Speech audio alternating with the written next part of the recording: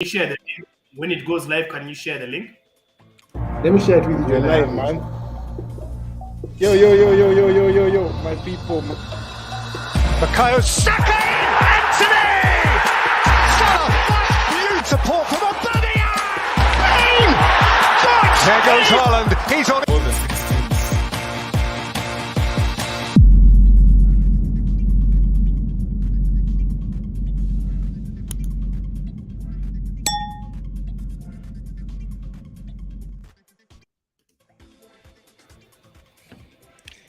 What's up? What's up? You are most welcome, ladies and gentlemen, to the locker room. This week, it's action-packed right here on Top 6 Fan TV. We have Man United fan Manzi. Manzi, you can say what's up to the people in the virtual audience. Carabao Cup winners, what up? How are you? How are you guys doing? You're good. Anyway, Jonah, Mr. Liverpool, man, you're most welcome to the show. You can say what's up. What's up, guys? Fantastic.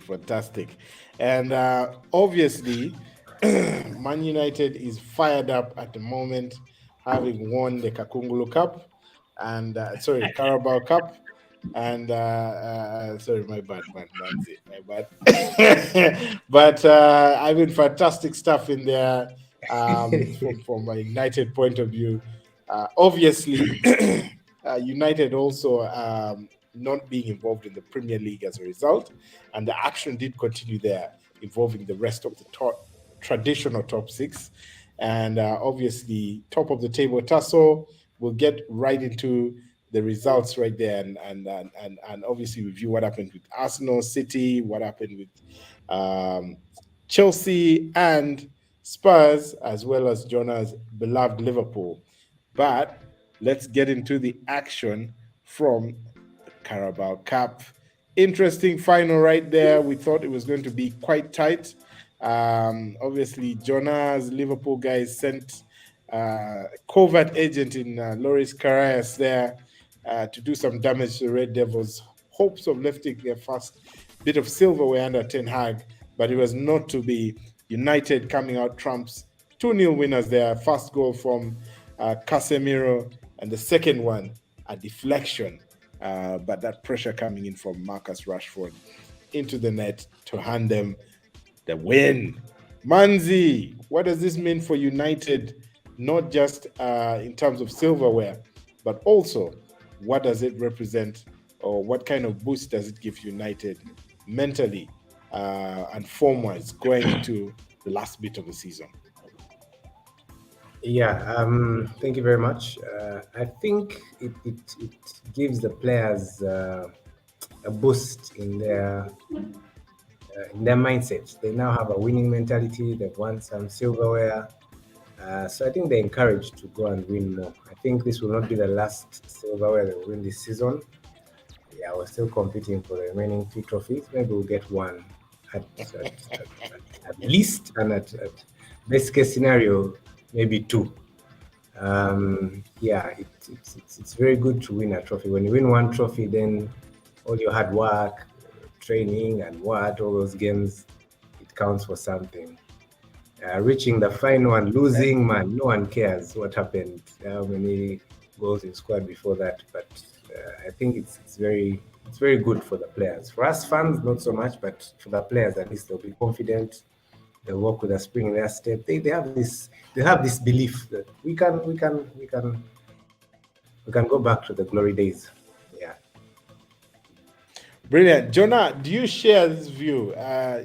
Manzi is not as bullish as a few of the other United fans we have been hearing so much about noisy. We're starting to realize United are actually the noisy neighbors in Manchester, not City, because we can even still hear Mr. Chris and Mr. Nate Mulindwa screaming Chris now. Still screaming. It's too much. Jonah, fast and mute, man.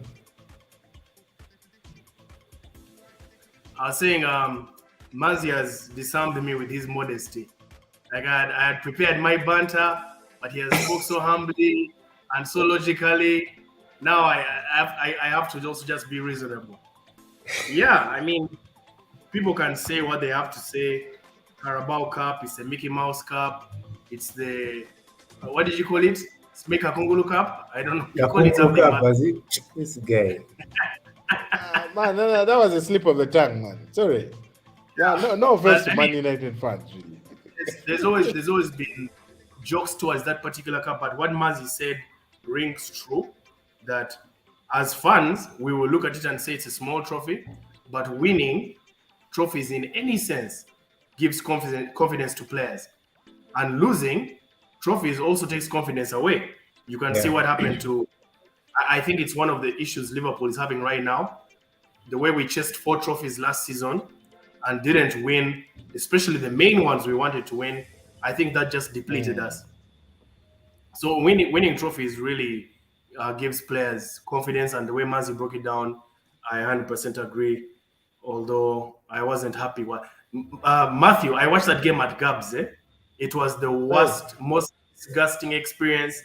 These guys celebrate everything. They celebrate throw-ins. They celebrate when the Newcastle guys get. My God, it was the worst experience. I don't know how I sat Hey, there till the man. final. So, but United guys, my goodness. United guys, noisy. Hey, guys who Noisy have not won neighbors, something noisy in a neighbors. while. That's how they behave. When you become like No, City, when you're over winning stuff, you can't celebrate. no, but just I mean, Manzi, just talk about the game specifically because Newcastle, after those 2 goals, really did think Newcastle were going to be hit for like 5 or 6. But I mean, what was your take on the second half, especially? I think second half we played better. Newcastle, I think, tried to play we start slowly as United, first 10, 15, 20 minutes, like, okay, the first minute we can be like on it, trying to score. Then after some time, we'll give the opponent opportunity to attack and try to play. So usually first half we struggle, but second half I think we came back strong. The substitutions were very key. Vagost out. Uh, who came in for Vagost? Okay, guys who came on like Sancho, Wan-Bissaka, yeah, those guys. So the subs were spot on. After watching that Barcelona game, I just knew from Wednesday that United would beat Newcastle because it was more challenging to beat Barcelona than to beat Newcastle. Yeah. Newcastle played very Yeah, well. yeah. They were very good.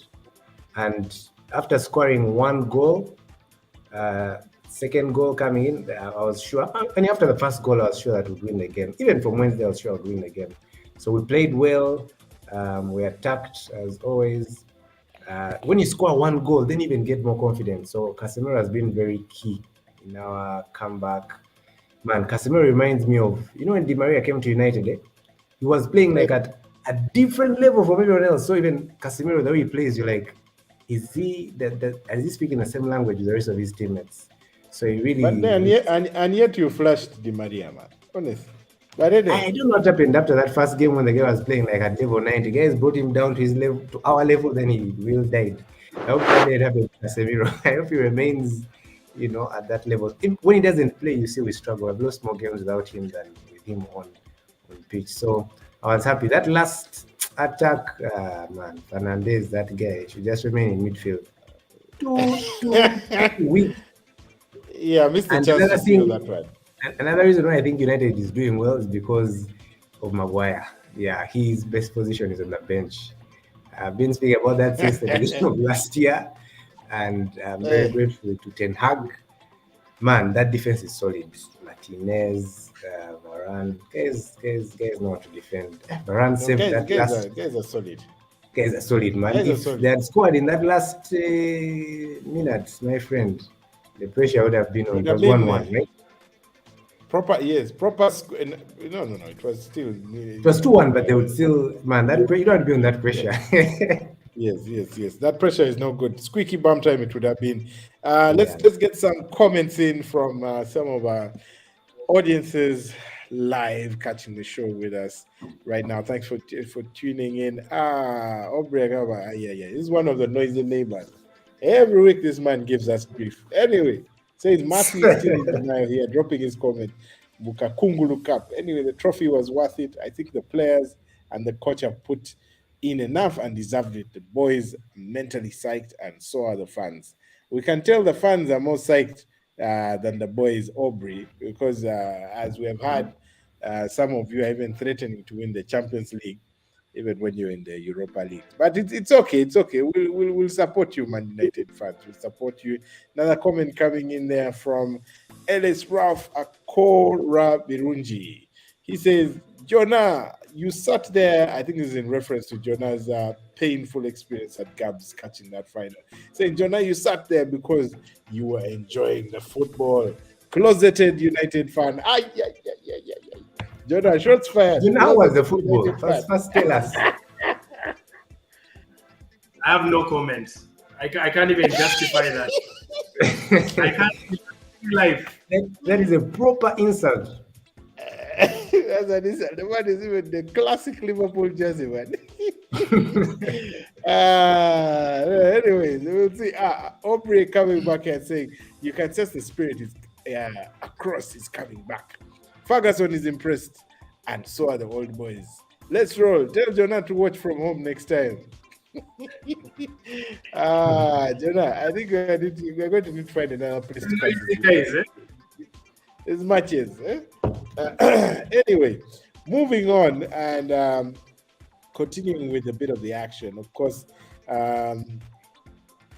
just like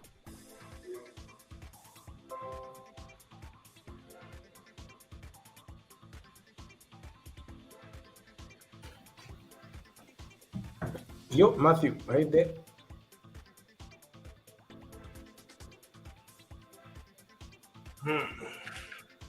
Seems Matthew's camera has gone off. All right, some technical glitches right there. Man United guy is in charge of the internet connection, so not happy that we are laying digs at him, but that's all right. That's all right. And so, like I was saying, United fans very excited, and you can see it in there. And of course, a golden moment there. What every United fan wants to see, would be proud of seeing Ten Hag there, being accompanied by Alex Ferguson, who joined the dressing room celebrations to cap a memorable night for United. But in moving on to the Premier League, where the serious action was actually going on, Arsenal went away to Leicester City.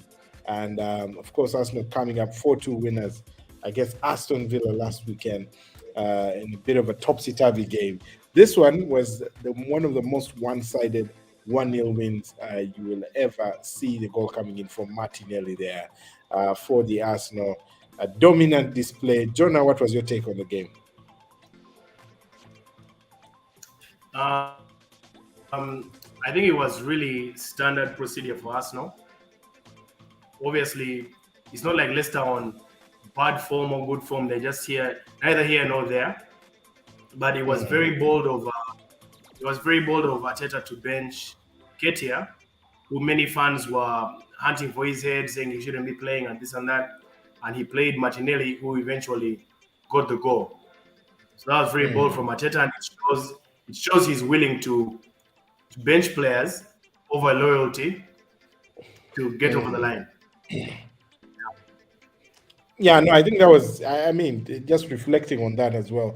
I think an important one, some are attributing it more to fatigue for Nketiah. I mean, he has started every game since the turn of the year, right? And almost played 90 minutes throughout that. So definitely needed a rest right there, but we also needed to refresh as the Arsenal the attack. It was great to see a different trio there, Trossard and Martinelli, joining Saka to spear the attack. Manzi, what was your take on that? I was particularly impressed by Trossard. He had a goal disallowed, which was actually a pitch of a goal, by the way. Man, that thing was okay. For Martinelli, huh? That thing was okay. Let's not talk about VAR. That thing was a shoot. Trossard. No, I didn't watch the game. I saw the highlights, and like you've said, the highlights are mostly Arsenal attacking, but then it's only 1-0. So it was very one-sided, but only 1-0. When United played Leicester, it was 3, but it's okay. 1-0 is also 3 points. So just saying. I think over Leicester is tired, but also the way games are coming in thick and fast, man, something is going to give. Like, just wait for like the next 2 weeks. Either United will yabike or Arsenal will something is going to happen. I think Leicester started feeling the fatigue. You play United, then you play Arsenal, and they're getting Liverpool soon. So Leicester was weakened by United. I think Arsenal plays well. Yeah, the games are too many and they're too soon. Like every 3 days, every 4 days. Come, you guys. Come, United guys. Get off your excitement and see. Some more comments coming in. We have Everton. Arsenal playing Everton tomorrow at the Emirates, and after that, they play Bournemouth at the weekend. Okay, that's Arsenal. Yeah, so it's interesting game. So that win there for the Arsenal 1-0, taking them back to the top of the table. 24 games played, one less than Manchester City, who have played 25. Arsenal on 57 points, 2 ahead of Manchester City on 55, and Manchester United with 24 games played on 49 points, a further 6 points behind. So United fans, you'll have to claw something like 8 points, which is not impossible. You just need to have Manchester City and Arsenal lose 3-4 games in a row, which will be interesting to see. Some more comments coming in from some of our viewers right now. Mr. Jesse Ainebiona, good man. Thanks for tuning in. And he says he's tuning in and enjoying the conversation from my boys. Thank you. He needs to declare what his club is, Jonah. I don't know this man. I don't know which club he supports, but he's undercover. Jesse, thanks for tuning in. He's undercover. I doubt. Oscar Jumba, obviously. Congrats, United. That's a United fan in there. You can tell. Guys, keep those comments coming. And if you haven't already subscribe to the channel and get involved in the conversation. Jonah, you were saying about Jesse. What club does he support? He keeps switching. I know he's a United guy, but I've found him sometimes wearing a Liverpool jersey. So Mazi needs to talk to him. Mazi, you need to I'll talk to him. I'll organize him. Don't worry. No. Jesse, you need to declare. What your team is in the chat, and feel free to choose Bournemouth if you want to be neutral. But otherwise, enjoy the chat. You can't have. You can't have Bournemouth, certainly not. Yeah, definitely. So obviously, fantastic goal there coming in from Martinelli. Second goal in a row, and that set it up quite nicely for some pressure to be passed on to Manchester City, who were playing a little bit later on, and they were actually in action against ideally Bournemouth there, and it was a thumping right there, 4-1 to Manchester City. Goals coming in from Julian Alvarez, Foden pulling the strings, Haaland also on the score sheet, plus an own goal. And that goal there, obviously, that result there, rubber stamping their influence on wanting to not only the game, but the title race. Your thoughts on that, Manzi, and how they took the game?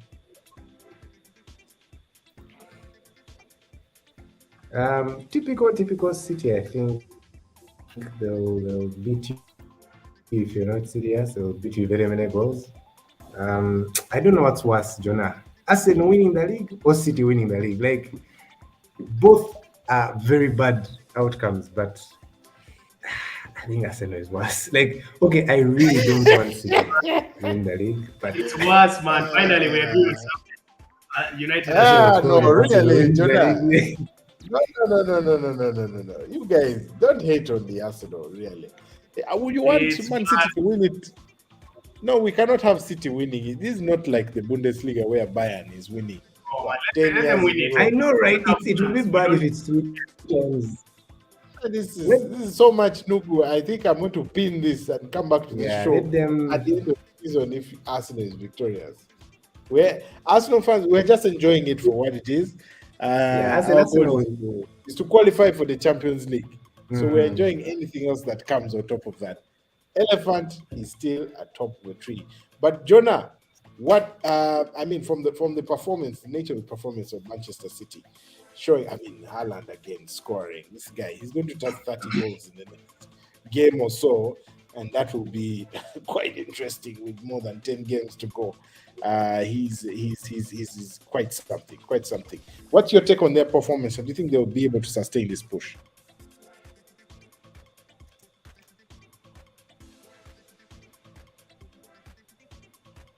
Yo, Jonah. Have we lost Jonah? Yeah, I think we have lost Jonah. Hey, Manzi, did you? Okay. I'm not sure what happened, but some technical issues right there. Manzi, your take on City. Does this win? Yeah, he'll be back. Does this win? Does this give them the momentum to carry it on until the end of the season? The manner in which they won, because they obviously had a bit of a blip in the previous game. City. Yeah. City this season is so confusing. Like when you expect them to perform, they don't perform. Then when you're like, okay, they're going through some trouble, then they come back. So for now, City and Arsenal, I think, have gone. They have really left the rest of us. So let them continue tussling it up those ends on the tree. I don't know what the next fixture is, but it's typical City and typical Pep football. Just score many goals. Don't only beat the opposition, but defeat the opposition. Crush, not just defeat, but crush the opposition. So the only way for Arsenal to remain is to actually win all their games. Like don't draw, don't lose, just win. That way, I think City will be. Yeah. No, I certainly agree with you. The next games are against Bristol City in the FA Cup, and then ideally Newcastle, Crystal Palace, and then Champions League. So it's going to be interesting right there for them in the league. And I can see Mr. Jonah is making a return. If they just injure like Haaland, the guys will pick our. Yeah. I don't know, guys. I think Haaland and De Bruyne. Yeah, you injure Haaland and De Bruyne, you take. Just injure Haaland, De Bruyne. Yeah. And they're out. Jonah, do you agree with that? What do you think of the City result? Does it give them sustained momentum? Because they obviously came back from a wobble in style. That's the thing with them this whole season is you can't really tell. Like they'll win one game 3-0. They reach the next game and it's irrespective of the opponent. So you can't really know. And then Pep keeps changing his starting lineup. At least like with Arsenal and United, they have the same starting lineup. Chelsea have the same problem where the starting lineup keeps changing and has nothing to do with injuries. The managers just want to try something new. And when you're on a title run, you need to have the same team because there's chemistry and all that. And City just are not having that. They'll play De Bruyne one game, bench him the next game. Mahrez was on form, then they started benching him. You just don't know which city you're going to get any day. Yeah, that's interesting. And looking at their next, specifically in the Premier League, if you're looking at their next 5 fixtures, they certainly, if they're not consistent, this is where they'll start to drop points. The next one is at home to Newcastle. Obviously, Newcastle will be very good at defending and might welcome back Nick Pope by that time, if I'm not mistaken. So they should be looking good. After that, they go away to Crystal Palace, Patrick Vieira's Crystal Palace. And then they welcome West Ham, who are relegation threatened. After which, on the 1st of April, they welcome the boys from Anfield to the city of Manchester Stadium, or as it's now called, the Etihad, Liverpool. And that will cap a very interesting or tight run of 5 games there that City have to actually win. I think there are tricky ties in there compared to Arsenal's next 5. If you look at Arsenal's next 5 in the English Premier League, they have Everton. Man, you put Liverpool among the tricky ties. Yeah. By that time, it will be a tricky Must time. remove Why are you hating on Liverpool from Liverpool? the tricky times. It's not hating, but even Jonah will tell you, I don't think they will do well against City. Like, Liverpool is struggling. Like, I don't even know United, Jonah. That one doesn't. Let me tell you, for United, I'm not confident, but City, I am always confident. Always. Somewhere, somehow, we know how to beat them. How, Jonah? How can you beat them? You know, we have already beat them this season, right? Yeah. And, Yeah. When you are okay, now you guys are going When from have we worse been to okay? worse. Now you guys are worse. No. We beat them in at Anfield, and we were terrible at the time. Like, we lost the game before, lost the game after them. Then in the League Cup, the game ended 3-2. So you can't really say they dominated us. That was really a toss of the coin. As against so City, Jonah, tell us what happened against Crystal Palace. I mean, 0-0 draw. Liverpool, you're still firing blanks. You After must that tell thumping us at if they can't Madrid, beat Crystal Palace, how will they beat Champions City? League. honestly, Crystal Palace is not a nice team to play. Patrick Vieira guys are very tricky against big teams, especially. Then Jonah, you said I also- it's Mazi, you're becoming like your other guys, eh? Once they started becoming like those other Germans, man. This is a noisy guy trolling all over. Which other guys? No. He can't pretend to be a nice guy. Always, he says that. But Crystal Palace are very tricky. Anyway, go ahead. Then I blame that white jersey. I don't think we have won any game with it. It's not about the jerseys. You have to look at everything, man. No, that's tight. As Liverpool fans, we're not looking forward to anything. We just want the season to end and we start rebuilding, hopefully. Hopefully, if the rebuild is there. So right now, we're just But party what focused. happened? Like, what do you think is the real problem? I mean, if we're speaking really, really honestly, there's many factors. Losing Sadio Mane was a big factor. Yeah. But the problem started. You finally allowed. Hey, I never refused it. I just said it's not the only thing. Everyone wants to think there are only many. money. Yeah. There are many things. Our problem started from when we lost Gini Wijnaldum and never replaced him. And then we have failed to find a solid partnership with Van Dijk. Everyone he plays with is either good but injury prone or inconsistent with form. Now that one hasn't affected us as much, but until the midfield started getting older. Now losing Gini is where the problem started. Gini also was old himself, didn't replace him. We got Thiago, who is old. Henderson is old. Fabinho is I think his birth certificate he lied. Keita is like 45. So it's a very old. Milner is like 500. It's a very old midfield that's protecting that wasn't really to begin with. Because like I said, inconsistent centre-back partnerships. Then we signed new players. They haven't yet gelled. Salah doesn't know how to play with these guys. Jota didn't have a preseason. Neither did Firmino. There's injury, but there's so many. There's so many factors. Yeah. And I mean that result keeping Liverpool in 7th place. There are 23 games played on 36 points, and they are not looking as consistent. We're not yet seeing the run of games that we thought they would put together before the Champions League. Jonah, do you think the match against Real Madrid affected you? I mean, it was indeed a thumping at Anfield by Madrid. Affected us for the Palace game? Yes, for the Palace game. No. Fatigue. No. I think that even if we won Madrid, we could have reached Palace and lost or drawn. That's just how inconsistent we are. I don't think it mattered how the result against Madrid, because winning Everton and Newcastle should have given us confidence enough to beat the next person, but clearly didn't. So we're just inconsistent. Like, you really can't bet on us. Interesting. And I mean, moving on to the last game involving the traditional top 6. Manzi, your take on this one. Spurs coming out 2-0 winners against Graham Potter's Chelsea. Man, What is just going don't on with understand Chelsea? what's going on with Chelsea. Man, we need to revisit our predictions for this season because Chelsea and Liverpool were in that top six. Not any, like Tottenham is poor. They are bad. They are very bad, and they managed to seriously beat Chelsea.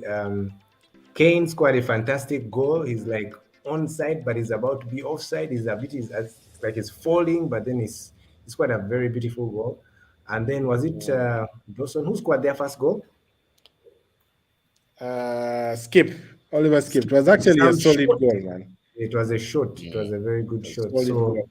Then the that football time of this. Spurs, maybe a goalless draw would mean okay, both teams are poor, but they're poorer than Spurs. Hey, Chelsea, man. Graham Potter, I don't think he will survive the sack race. Do you think he's going to be sacked or he'll stay till the season? I want to hear Jonah's take on that, man. Trust the process for Graham Potter, or do you think Yes. he's not going to do that? I don't know. No, That guy, if they knock him out of the Champions League next weekend, next week. Things are not okay. Things are bad, man. No. In Potter we trust. As an Arsenal fan, I certainly want Graham Potter to be in charge when Chelsea We need that petition to keep Potter in. to keep Potter in, man. Just like we enjoyed ourselves when Manzi managed to keep Ole Gunnar Solskjaer in the United hot seat.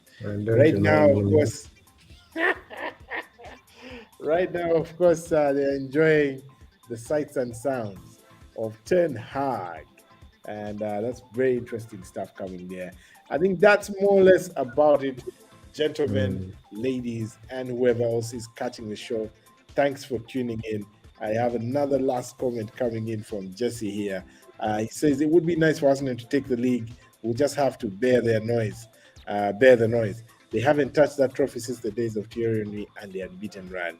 Indeed, Jesse, we agree with you. And thanks for that comment. And we can tell from that comment, you declared your love for the Arsenal. And we now know that you are an Arsenal fan.